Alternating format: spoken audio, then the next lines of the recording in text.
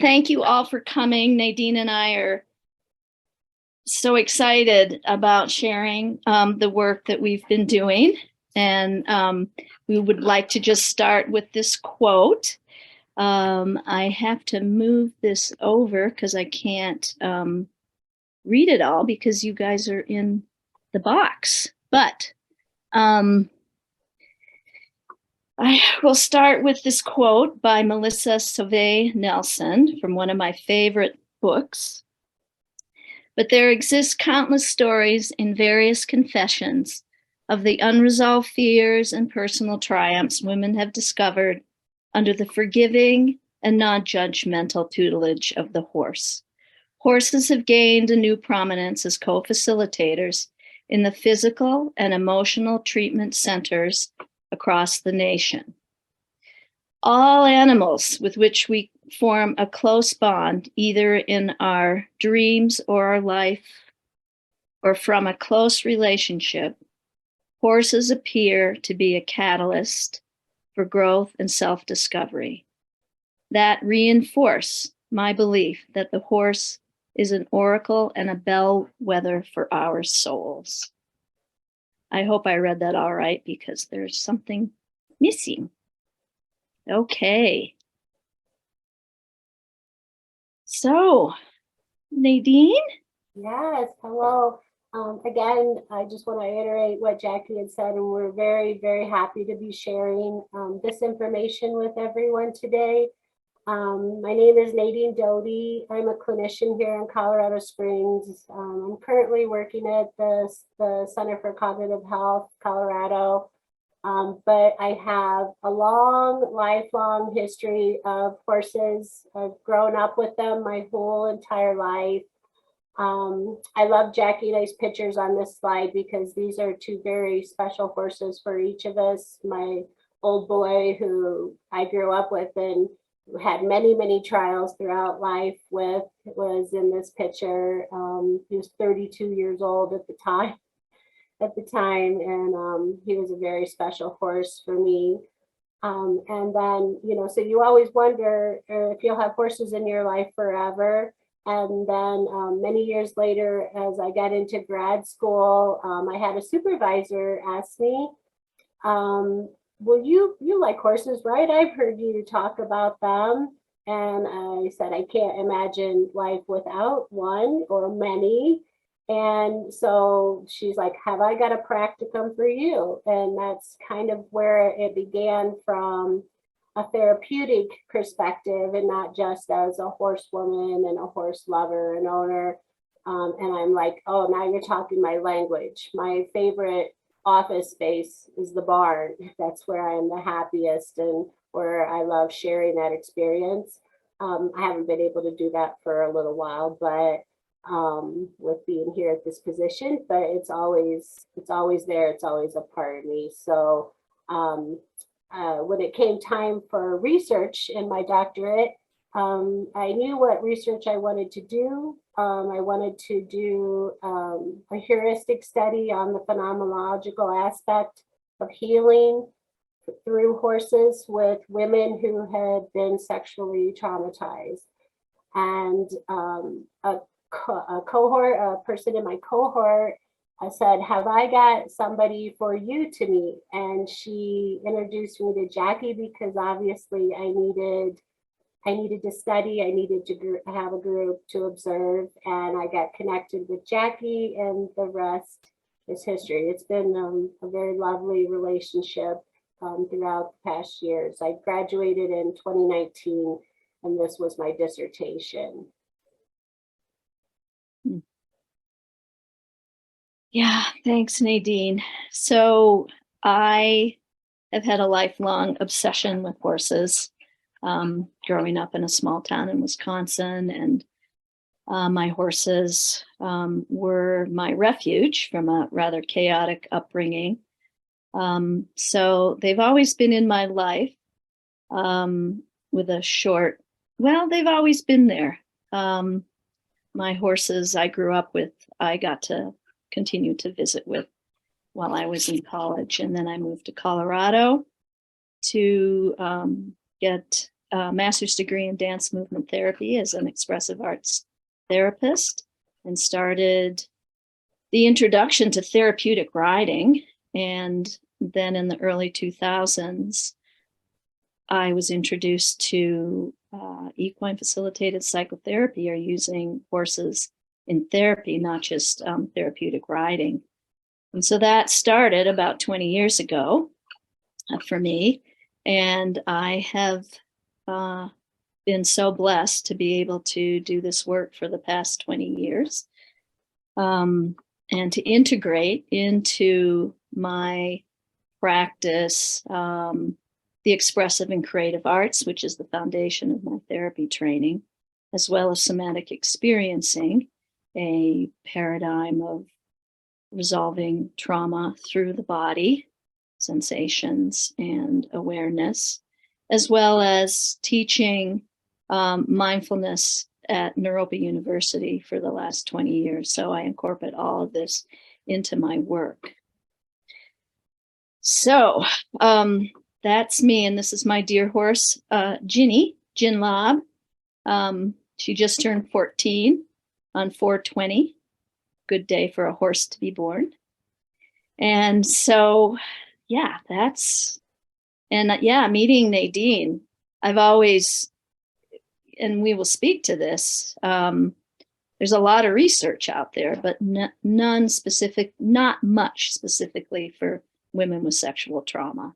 So Nadine will speak to that.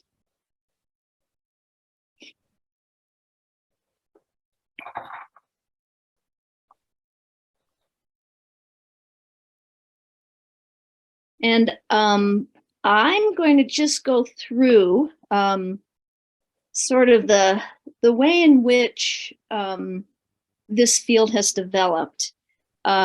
Has been, it's a very young field, maybe 20 years old. 1999 was when Agala began.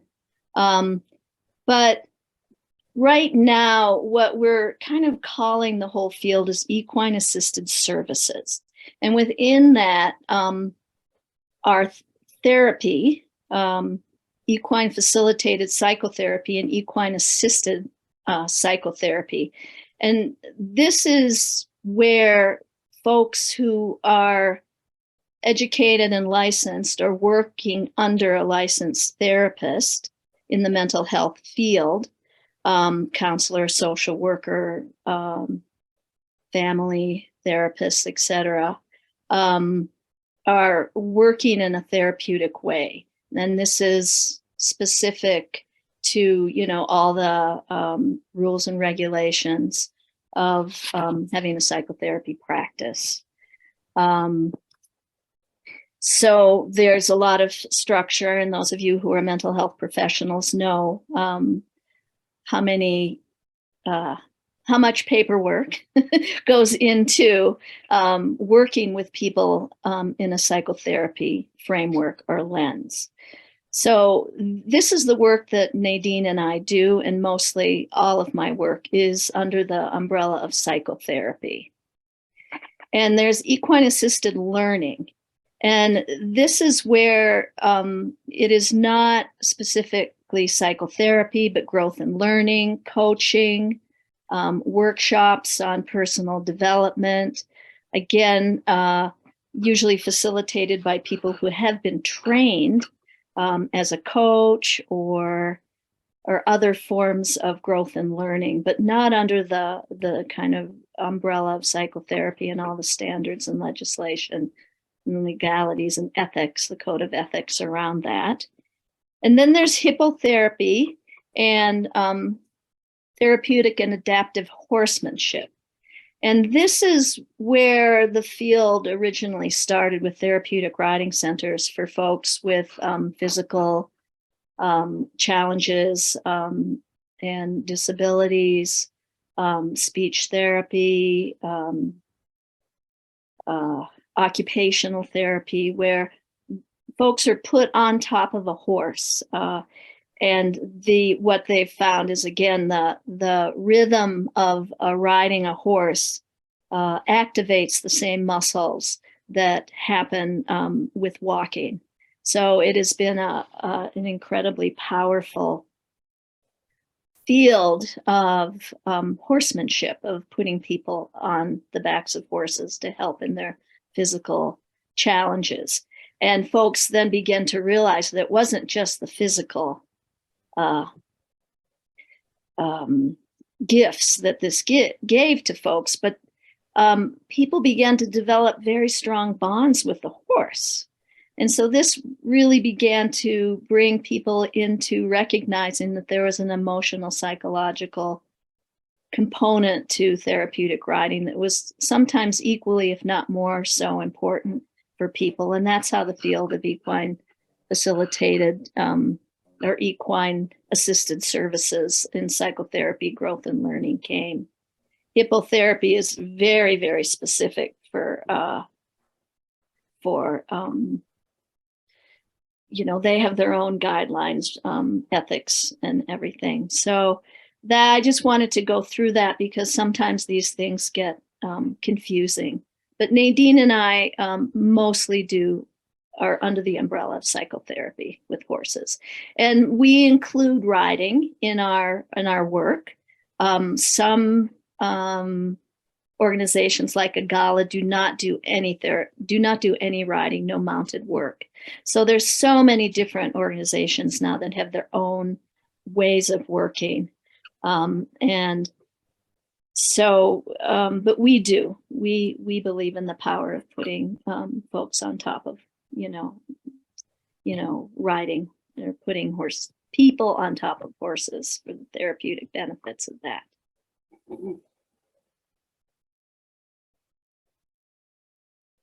Great. Okay.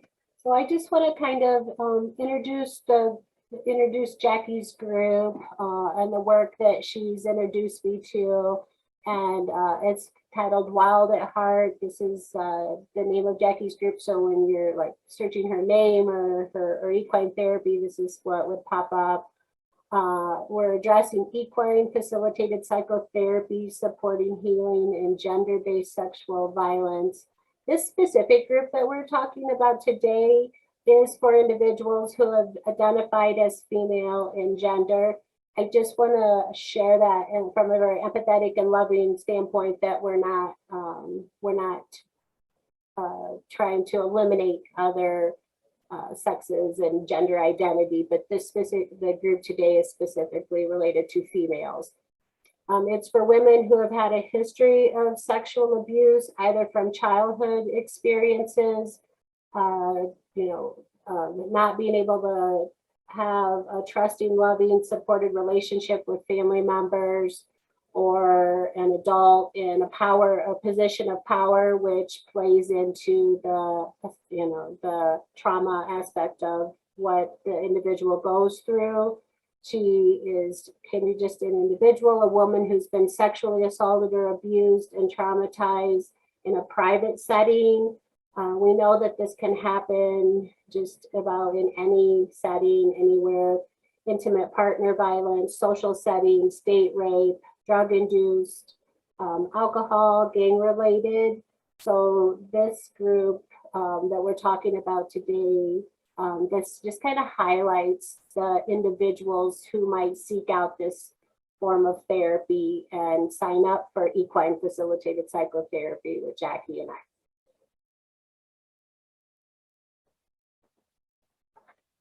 So what is sexual trauma and why is this work important? Well, we are a collaborative group, all of us here today, so we know the ramifications of sexual trauma and how it can affect an individual with lifelong disabilities and debilitating stress.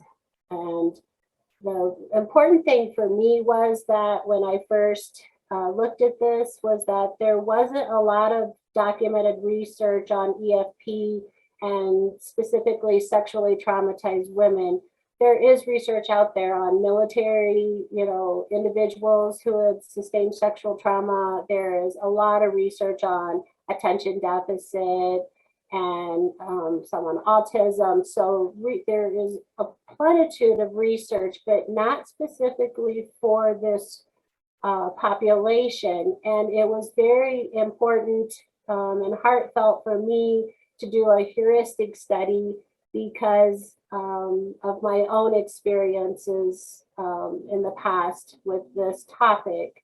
So I really wanted to do a qualitative study, which gave the women an opportunity to talk about their experience with this therapy and what it was like going through the to encapsulating the essence of the experience, and just to see if it was as valuable as what I biasly believe it is. So with sexual trauma, you know, we know the numbers keep growing, they're not going down. It's getting worse. One of the last statistics that I read, this was on the internet, so bear with me as far as being how legitimate, but it said Colorado itself is number 6 in the nation as far as documented rate. And we know that most won't report because of many different circumstances, which then causes way too many cases to be falling through the cracks, which I indicated on the slide too. There's a lot of shame and fear and confusion about sexual trauma, and it is felt, you know, because we feel it and it affects our physiology. A person on the outside might not be aware that we struggle with all these aspects of what sexual trauma can do to us emotionally and psychologically. So a lot of the conditions are anxiety, depression, relational challenges, substance abuse, and many others. So we tried to really kind of highlight the importance of the horses in these very intimate relationships with these women.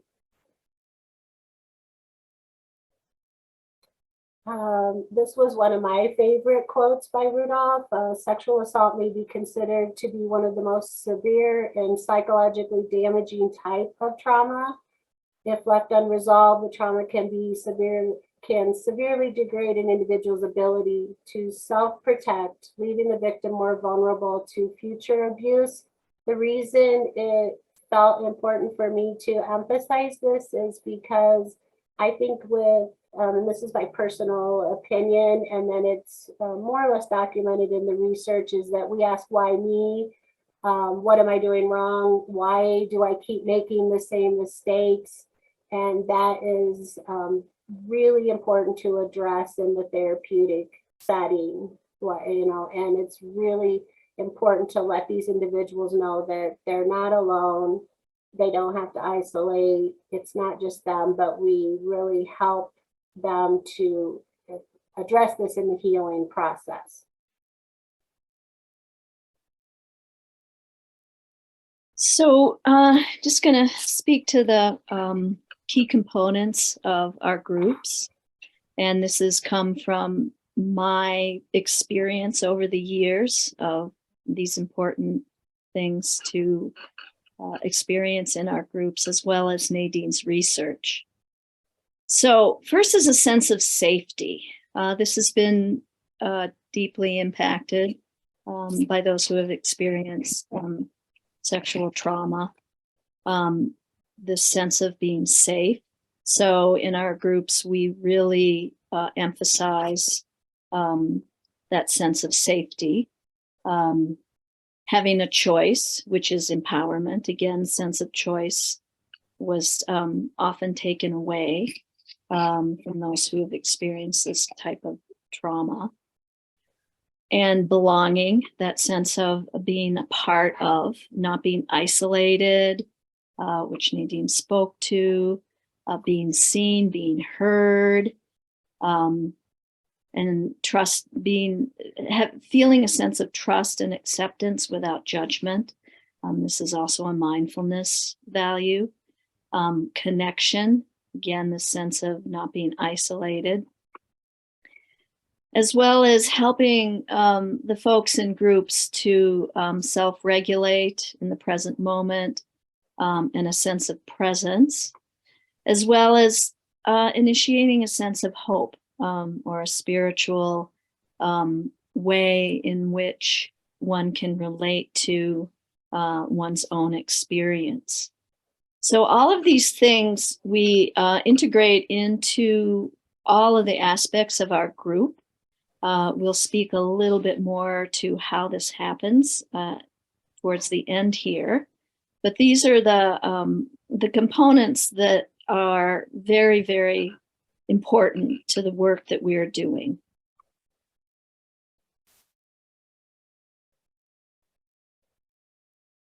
So another quote, and I can't quite read it, because the remarkable, Nadine, can you read the whole thing? Yeah. I can say very well. I'll be happy to. Yeah, please do, because the people are blocking it. Okay. Sorry. Yeah, so our next couple of slides are going to be really directed at why horses for healing. And this is another beautiful quote. Remarkable human psychic breakthroughs originated and are manifested with horses when a person creates that relationship. Not only are the results both transformational and lasting, but they occur with amazing speed. This was from The Power of Horses to Heal from Hayes. Thanks, Nadine.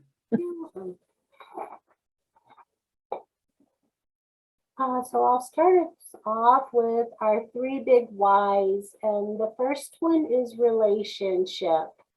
You know, as we say, women and horses have a long history together, and there are some points that we really want to highlight here that add to that relationship. Relationship with a horse is powerful. It's nonverbal. That plays into the therapy aspect 100%, because we're trying to help these individuals recognize behaviors and habits and responses in their own body that they will see demonstrated through the horse.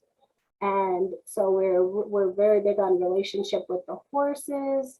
And then, of course, the relationship with other individuals, like individuals who are there for the very same reason, that have experienced sexual trauma and don't want to feel alone anymore, and they need the support of others. Horses help women feel heard. They're curious by nature, intelligent, social animals. They're very sensitive, ever-changing. If you're ever just looking at a horse just for pleasure purposes alone, you'll notice their ears are constantly working in different directions. They're always aware of their surroundings. So this will be really crucial. Horses can help women feel like strong leaders. We have down here that in a non-predatory manner, although usually very large animals generally intimidate and scare individuals, we really want the individuals to see their disposition as gentle and sensitive and non-threatening. You have to remember that although a horse is a 1,000-pound creature, they're really like big fluffy bunnies. They're prey animals. They're not predators. So this, again, we like really strive to bring home to the women, you know, as far as observations in that relationship with the horse. It takes on a very collaborative effort, harmony, teamwork.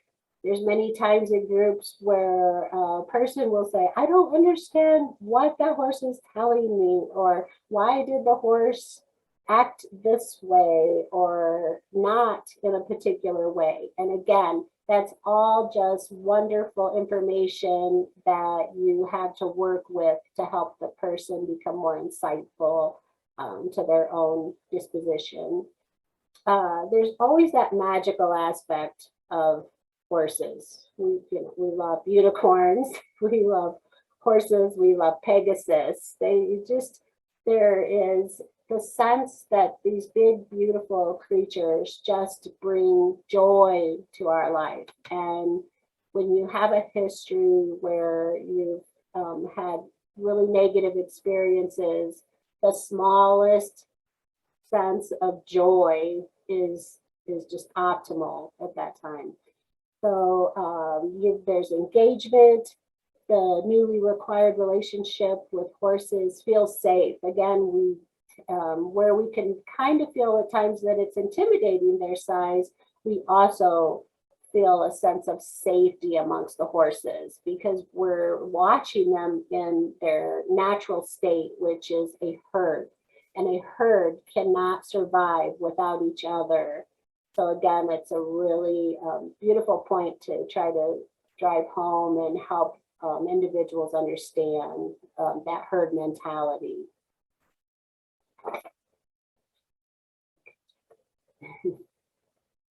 Yeah, so group, as Nadine said, horses, they exist in a herd. They have evolved in a herd. They are sensitive to their natural surroundings. They have been known to be sort of the most sensitive of all land mammals. So again, in the wild, horses are always, their first priority is safety. And again, this is how we work with this as a powerful element in our groups. So horses, as Nadine said, are prey animals. So they're always looking out for their own safety, particularly in the wild. All our horses have been domesticated. So a lot of that, unless they are first generation wild horses or Mustangs,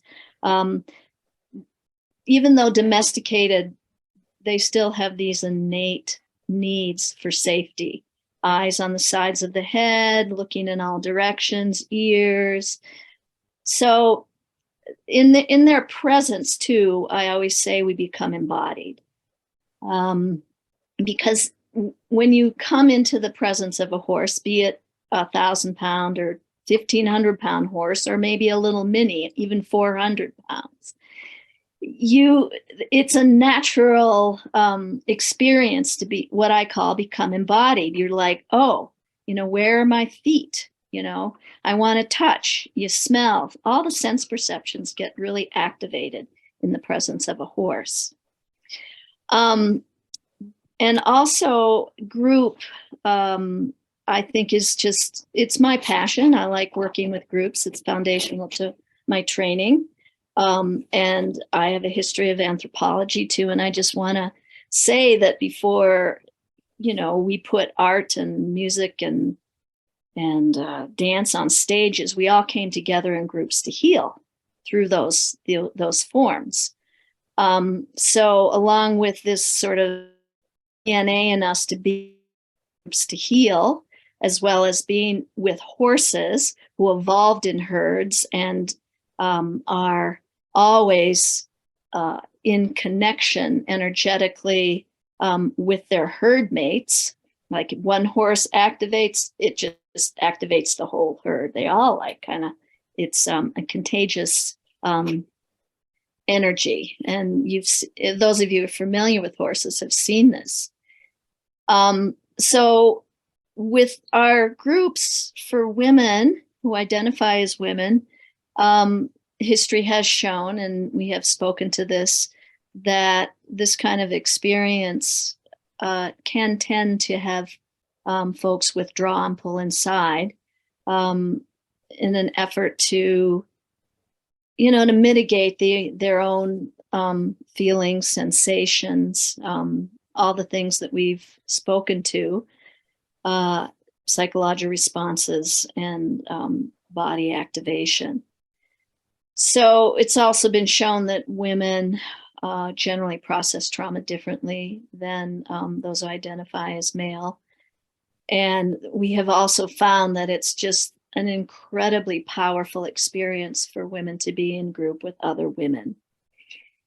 So many times we've had women come to group and say, I've never told anybody about this because when I did before, nobody believed me or shamed me, or I just didn't want to share it. But as many of our the folks in our groups have also shared that, at a certain point in life, different physical, emotional sort of manifestations of the initial trauma or the long-term trauma begin to come up for the folks that we work with, and people seek out therapy. And we have just found that being outside in nature, in the presence of a horse or a non-human being in a group of other women, is one of the most powerful ways to heal this kind of trauma. And this sense of safety in the group situation and a commonality, acceptance, this is all just very deeply and very naturally occurring healing. It doesn't come from, thinking through or processing so much, but just being in the presence of other folks who have been through similar situations and have had similar responses, reactions, and experiences in the world navigating that. Yeah, so group is our way of healing for various reasons.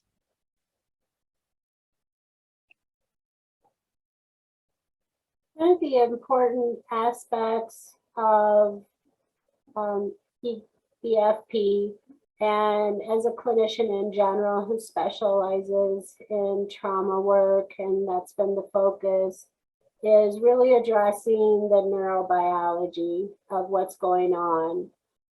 Talk therapy can be an excellent source to start with for a person to try to process the situation. But as we know, as many professionals, that trauma happens on a cellular level. We have to really address the physiology and what's happening within the body. And for many individuals who have been in a traumatic situation, it is very challenging. They may be somewhat aware at times, not everybody, but like be aware that something doesn't feel right in their body, that they might have a really challenging time trying to describe it or figure out what's causing it. So we really address the fight, flight, or freeze part of trauma with the group so that they can begin to get reconnected with their body and understand what's going on in a way that they can describe it and then process what's happening. Most of the time, you see a lot of, well, in a situation, you're going to see a lot of flight. You will see that from the horses. And then, the women, pick up on that very easily. And, but there's a lot of freeze. There's a lot of moments where there's silence because it's very challenging to process the experience. And so we really try to help them, connect that brain-body experience. And with trauma, it's really important for there to be movement for the brain to understand that the body doesn't have to stay stuck. So it helps to create new neural pathways so that the brain can process situations more efficiently and become unstuck. So these are all levels that we try to address on a level that's easy for everybody to understand.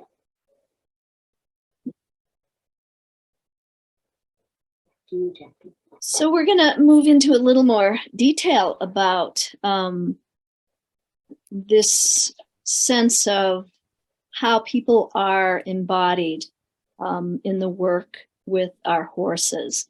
And this comes mostly from my training in somatic experiencing, which now I am studying in a cohort with an organization called Equisoma, which is deeply integrating equine facilitated psychotherapy with the principles of somatic experiencing.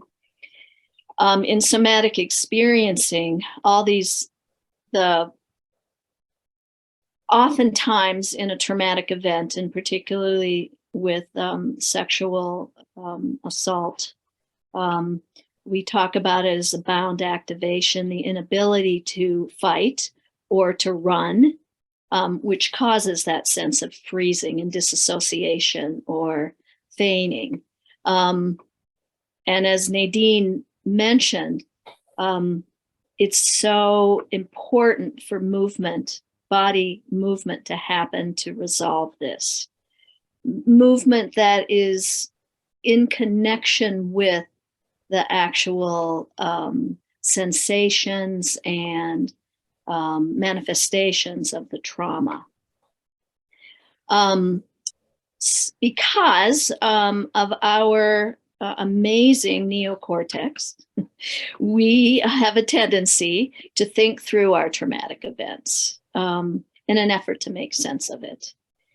And again, we can overthink it, or as we've spoken to, what evolves is, self-blame, shame, denial, repression, all these things. And then also just to know, again, you all probably are very familiar with, if this happens in a pre-verbal level, oftentimes with childhood sexual trauma, it can happen from, birth to 10 years of age or 11 before there's a whole lot of development in the neocortex. So it can't be made sense out of. So a lot of things get very deeply active. Well, and I don't want to say the word damaged, but get really kind of stuck at a very young age, particularly in relational capacities.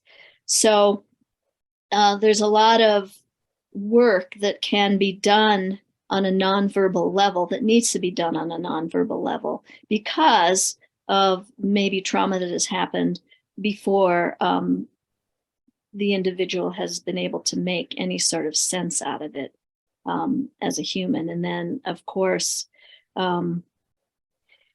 as an adult, even as an adult, these kinds of traumas impact the neurobiology from a traumatic event as such.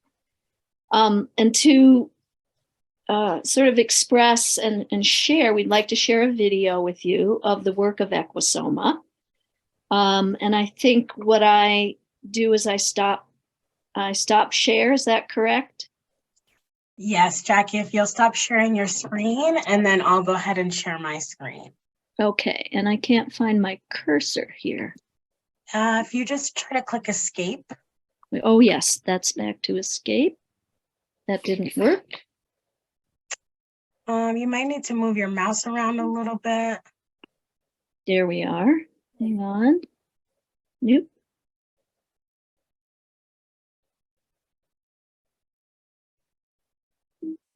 There we go.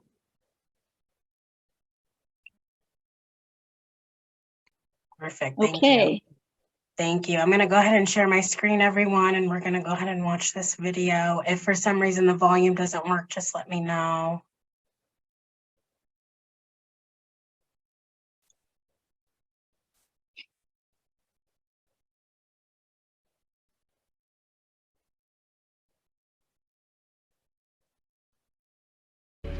Feeling safe. It is both a relational and an embodied experience that is difficult to describe but can be accessed through the felt sense. In this moment right now, notice. What are your senses drawn to? Where do your eyes want to look? What sounds capture your attention? What do you notice through touch? What supports you to be present in this moment? What changes in your attention, your breathing, posture, and internal sensations? What happens inside when you take in your surroundings and the felt sense of the other? What do you feel attracted to, comfortable with, or the need to move away from? How is it for them? As you notice their system or state, what happens in your own response? And in turn, what happens in theirs? Relationships with other people and non-human animals are similar in many ways. Differences aside, we're all mammals, and mammals have a nervous system that regulates arousal, a body that responds to and co-regulates with others' states, and an innate drive towards connection.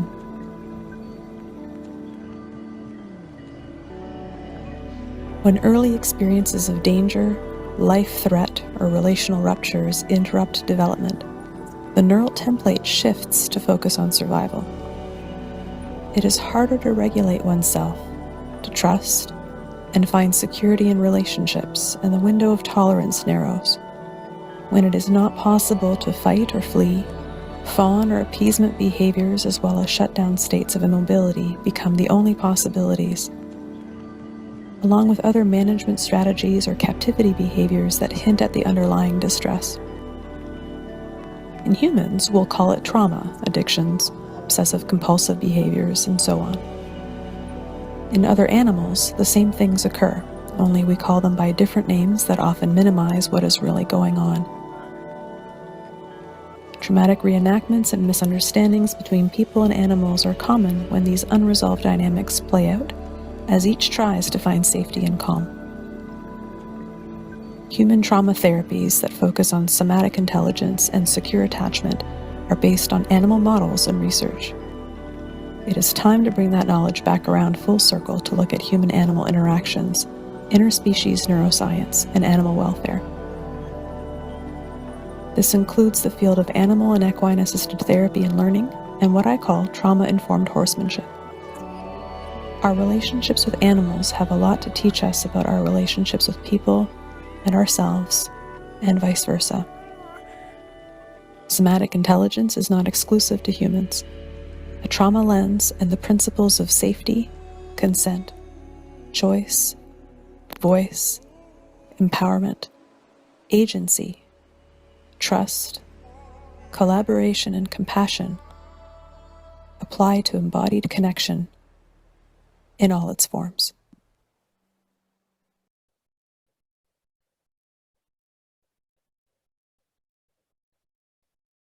Okay, Jackie, you can go ahead and share your screen again.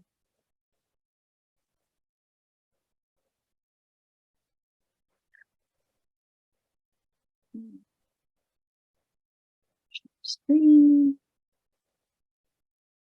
Oops. Okay. You don't see me, correct?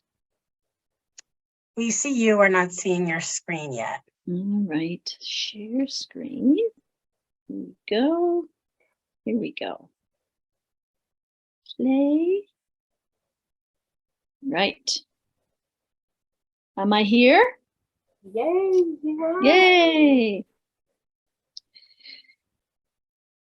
Is there any way you can pull my, or I can pull my slide out from behind, or can I not see the squares of people because it's right in front of my screen?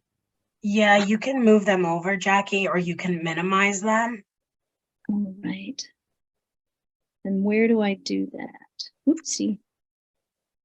So if you hover over all the boxes, there should be a little toolbar that comes up. Or you could hover over them and just hold down on your mouse and then move them to a different side of your screen.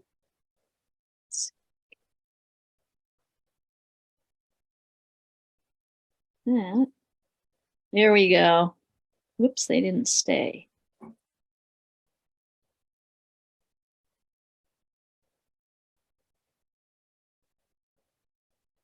Let me see. My apologies, everybody.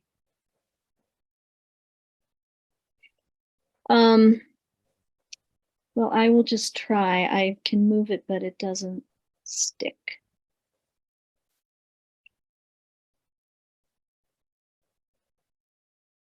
Well, I think I will just try to carry on here.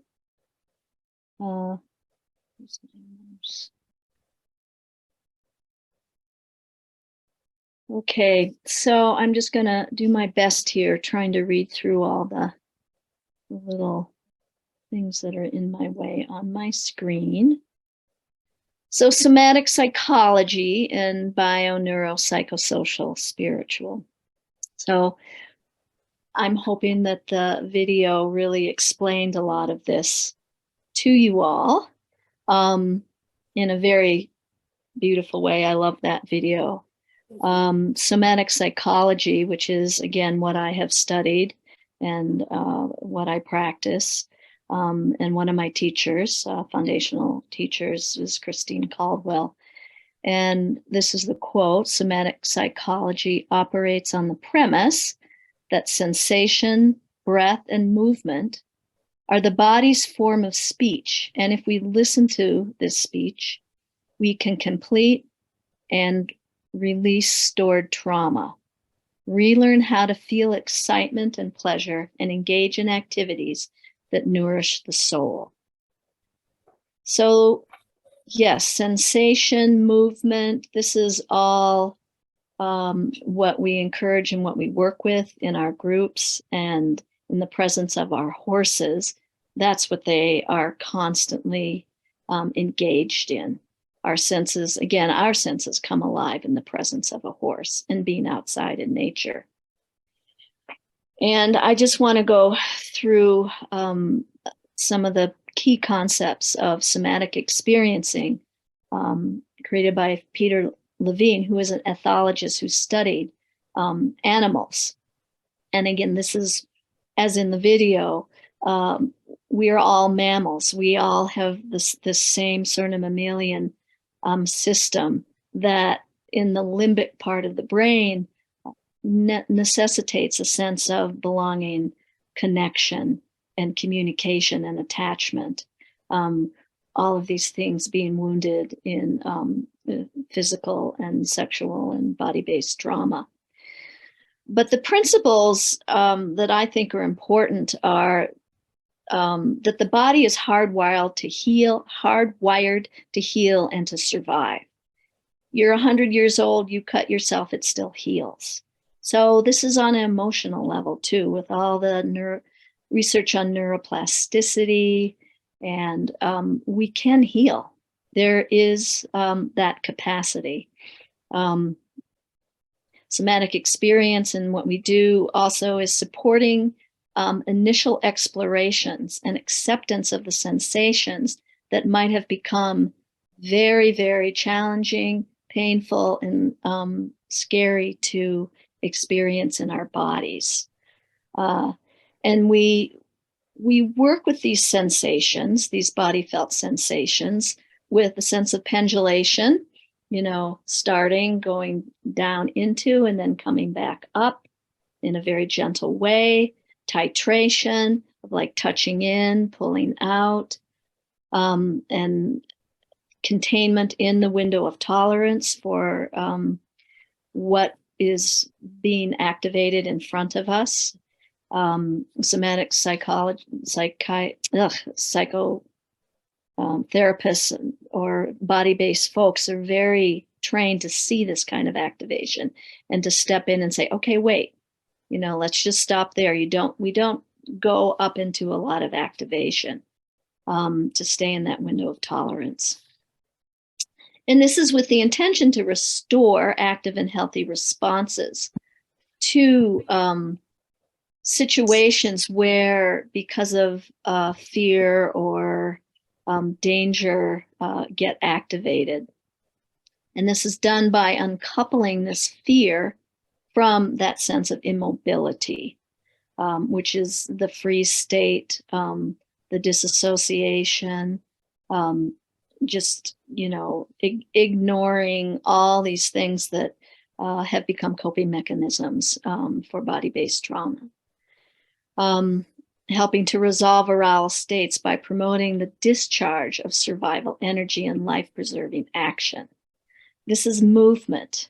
I've had many situations where women in the group will just be, literally almost a little bit shaking and say, oh my God, I just want to run. And so we allow them to run. I had a woman who would just ran full tilt around the arena or the paddock, because that's what her body wanted to do. And that's what her body wanted to do for many years while she was being sexually abused by her father. She wanted to run, she couldn't, but the body still holds that. The body still holds that desire to punch, to get away, to like fight. These are the states that are stuck in the body that continuously manifest in different ways that are not healthy or come up in difficult behaviors. And then, of course, the sense of restoring self-regulation, gaining the capacity for the individual to self-regulate, which is very, very important, and what we hope and has been shown to happen with our groups. Expressive arts therapies, which I have spoken to before, and why they're important. This is the use of art, music, drama, movement, poetry, creative writing, all of these things. Creativity for us is again an innate human trait, but again might have been shut down, not expressed, but is deeply important, I believe, in the process of healing. And in our groups, we do a lot of artwork, which we will show you. We do a body scan. We start with a name tag that expresses how you're feeling in the moment. And we do these body scans. And we will show you in the next slides some pictures of these kinds of expressive arts therapies, things that we've done. Expressive and creative arts therapies are also sometimes referred to as integrative therapies. So this is a couple of slides of what happens with our body scans. We always start our groups with name tags that express how we're feeling. We do a mindfulness grounding exercise, and then folks go into filling out their body scans. So again, the first, maybe half hour, sometimes 45 minutes of our group is nonverbal before we even start a check-in. And here at the end of group 2, we always have a little bit of an art show. And this is just, with this way of working with sensation and image, it's just one of the most powerful ways in which we have found that folks can really address some of the sensations, images, thoughts and feelings in color, shape, and stickers too. Nadine, anything you want to say about this? Sure, I'll add just a little bit here. So the really beautiful thing about body scans is, ideally, of course, we're doing this with the group and out in the pasture and with the horses for that full experience. But you can also use body scans in your practice in the office setting, which I have done often with trauma individuals. And like Jackie said, you'll see 2 scans side by side in group, because our group is 3 hours long. We start with a pre-body scan. And the emphasis there is that it is very challenging for a person sometimes to figure out what they're feeling, where they're feeling it. Is it a pleasurable sensation? Is it pain? It's very likely that individuals, and you'll see this come out in their scans, where at first they may start with this kind of blank page and they're like, what do we do with this? And we're like, just express yourself in whatever way or capacity you can. And it's really amazing to see their body scans evolve from session 1 to session 8. And they'll, some of their comments might be, I didn't realize that that's where the pain was. The pain in my hands was associated to the physiology in my body, my trauma. A lot of times pain in hands from being bound, can't use your hands, restrictive movement, really shutting down the system and trying to stay in a mode of protection. They'll say, I have pain in my shoulders, I have pain in my chest, my feet feel like they can't move, or like Jackie said earlier, they'll want to move a lot. You know, they just need to have that sense of escape. So yeah, I really find that using body scans with sexual trauma is very powerful, and the women really just kind of take to it. They may have one little thing on there at first, and then all of a sudden they're able to express themselves through color and dimension on what's going on inside their bodies.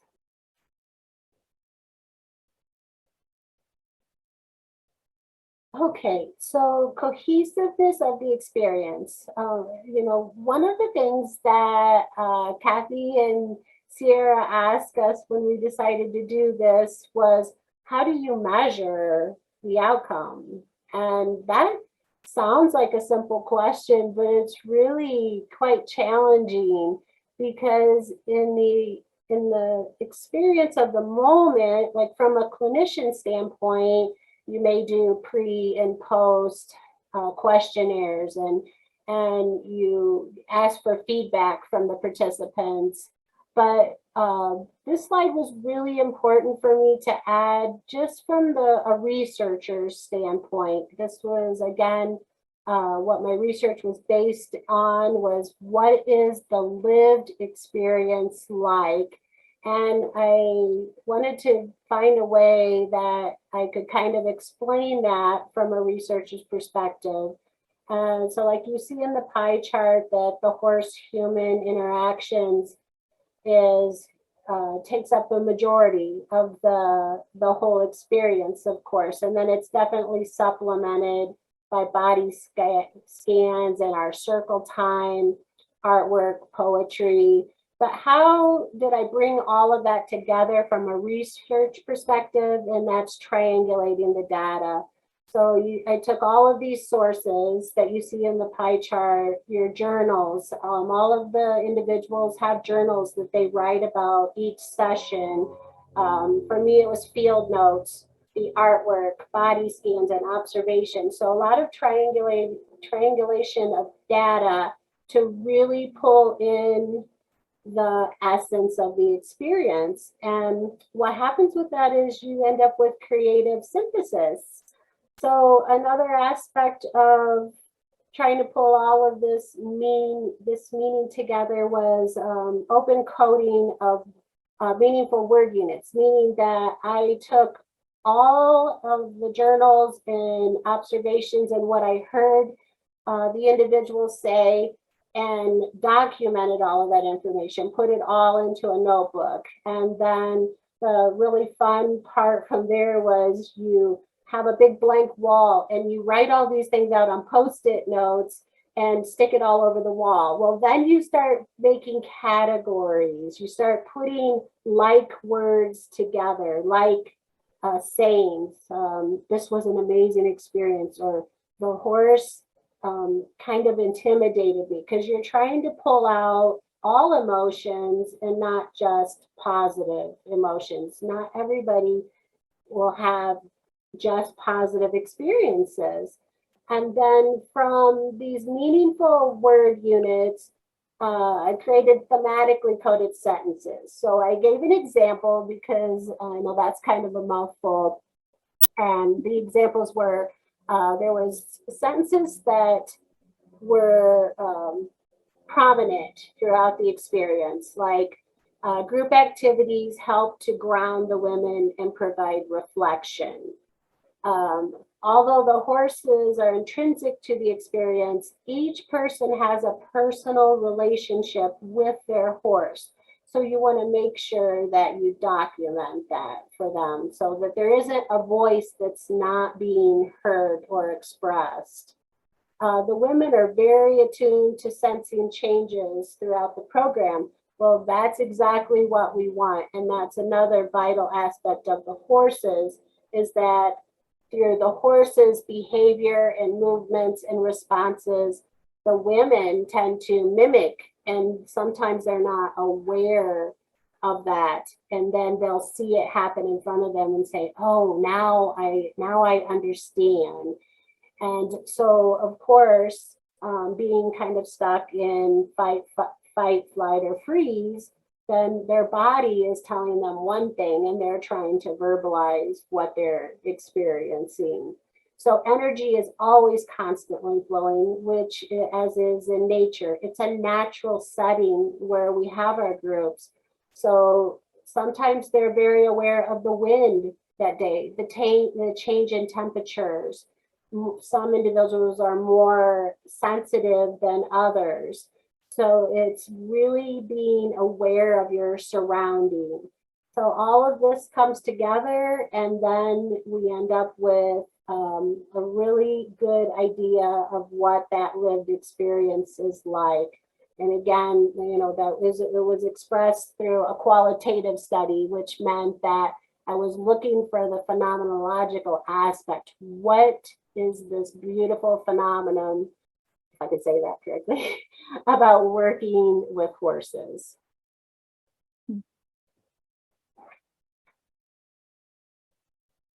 Yeah, so I just wanted to go through what we actually do in our group, so you all get an idea of the flow of what happens in our group with the foundation of everything that we've spoken about. So the first thing is that folks arrive at the barn and they make name tags, and the name tag expresses how they feel when they arrive. We have stickers, crayons, all those kinds of things. And then we do a circling up where we come together and we do a grounding and a meditation. And this is usually, 10 to 15 minutes. It's a very thorough body-based grounding exercise where we also invite and encourage the folks in the group to eyes open, eyes closed, however they feel safe. If it's too much, which often happens for folks with body-based trauma, to just take care of themselves in any way they can. They can just stop listening, but just also noticing. And as the group goes on, people get more comfortable with the body scan because in the meditation. And I usually do the same one every week.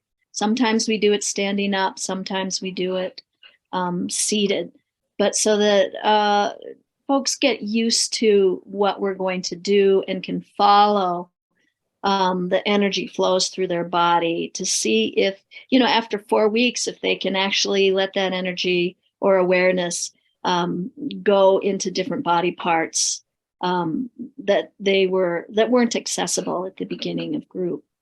And so then we go into the body scans where we give people maybe 10 minutes, again, just to draw and put, again, dropping into more nonverbal methods of awareness and introspection, as you saw with the body scans and the colors.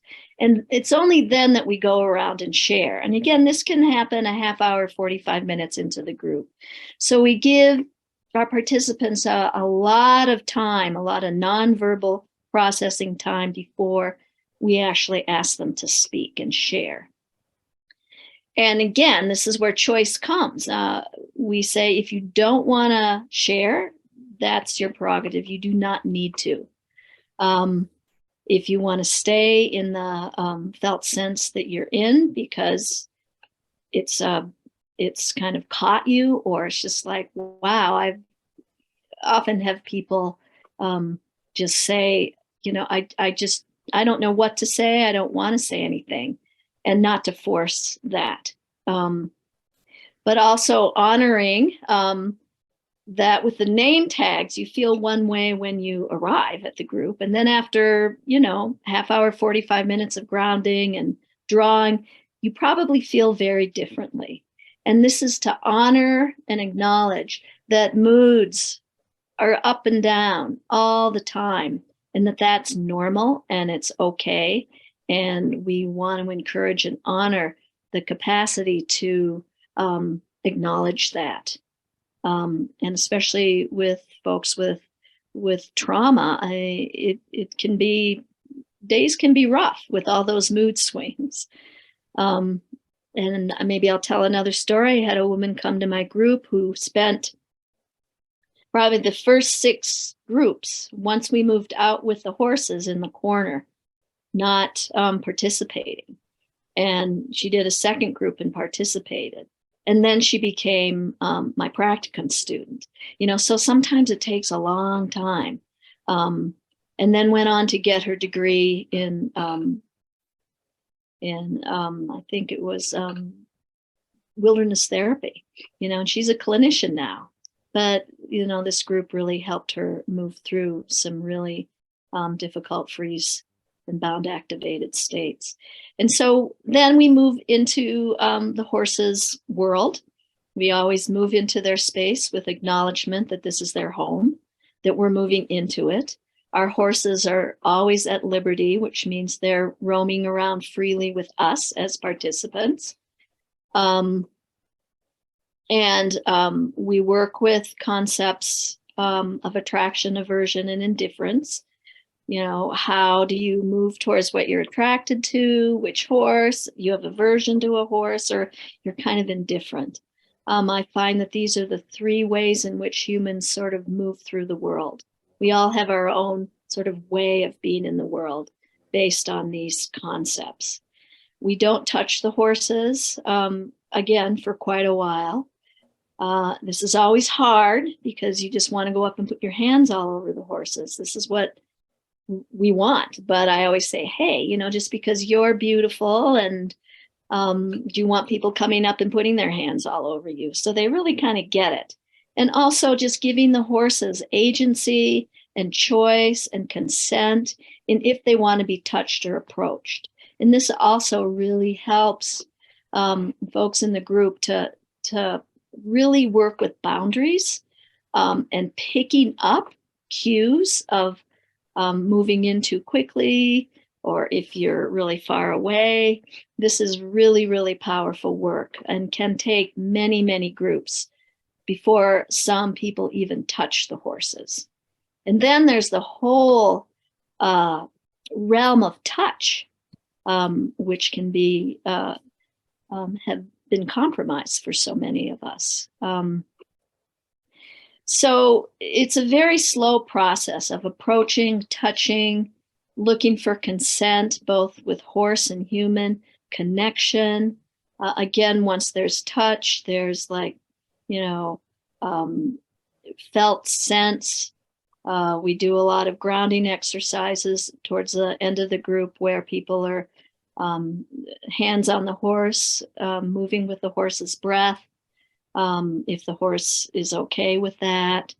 And then we have a lot of different activities. Sometimes we halter the horses and do leadership, and again, consent with a whole process of that we work with when we start to halter the horses. But again, sometimes that comes at the very end of the group, and we might have a group, an 8-week group, that never puts the halter on a horse. And there's some women who have been in the group for multiple times who do not want to put a halter on a horse. They do not want to in any way control or put something on a horse. And again, that is honored based on their own personal experience. So then we come back to the circle. We do some journaling. We fill in the other side of the body scan, and then we share. We often talk about how did you feel at the beginning of group? How do you feel now? And maybe something that they will share about what they experienced in the group that they're going to take into their life until they come back. And then we do a group poem and a short mindfulness and gratitude exercise. So they're 8 weeks long, 3 hours, and every single session, it goes very differently depending on who's in the group. And just to close, we're going to, Nadine will read a reflection, and I'll just read a group poem that came from one of the groups. Okay, thank you, Jackie. So starting off, my experience as a researcher was, of course, different in many ways than it is as a clinician. A lot of the times, well, in the clinical setting, I'm taking on the same role that Jackie has so beautifully explained to all of you. For this specific reflection, this was my final setting with the group because I was a part of every aspect of their experience. So it makes me a little bit emotional, but this is what was documented. We sit together under grandmother cottonwood tree and reflect on every session. It is hard to believe this day has finally come. Tears and a lump in my throat. I'm having difficulty swallowing. Many new tools for my toolbox. My feelings and thoughts are somewhat conflicting as I say to myself, I am stronger. I am not alone. I can take one day at a time. Part of me lingers here in the pasture with the horses and these women who have become more like family. We create one last poem together, and my heart fills with love and compassion for myself, for the horses, and for all survivors. Gives me goosebumps. Nadine, could you read the poem? Because again, part of it is cut off Sure. on my screen. So this was, so during our final circle time, like Jackie expressed, was each woman or individual gets their opportunity to offer a sentence to create the group poem. This was our very last poem that we wrote. Sorry, I have to go. Whirling wind whispers to me as I find comfort in the space between the horses. Allow space for grace, for it all takes time. Horse to human, heart to heart, moments of shelter from the wind in the herd today, as the power of connections without attachment are present. Just take it with you and feel the comfort. Open to the future, but here in the present. Show up and be. What is important to you? I connect with earth, sun, and my horse. Healing begins. Well, thank you. My goodness, we've taken a long time. Hard So to be concise, isn't it? yeah. So here's our contact info. We would love to hear from you. We would love to help you in any way we can to maybe support some programming in your area. Please reach out to us.